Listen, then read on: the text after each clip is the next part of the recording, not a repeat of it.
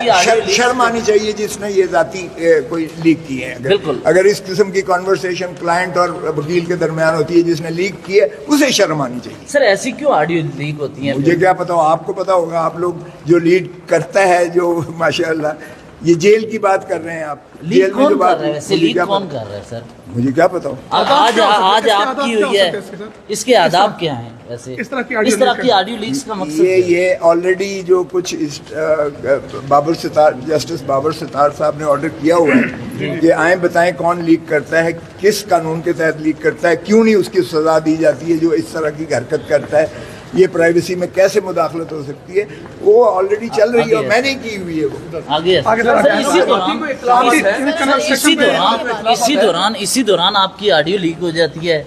یہ تو اس طرح کی آڈیو کیا مطلب، یہ میسج کیا دینا چاہتے ہیں؟ اسی دوران میرے بیٹے کو 13 کروڑ 65 لاکھ کا نوٹس بھی آ جاتا ہے. اسی دوران میں میرے گھر پہ جو ہے پھول جھڑیاں بھی برسائی جاتی ہیں. اسی دوران میرے لفٹ میں مجھے جو ہے سیر بھی کرائی جاتی ہے، گھمایا بھی جاتا ہے. تو میں کیا کہہ سکتا ہوں. اچھا آواز تو آپ کی ہی ہے نا، آپ اس بات کی تو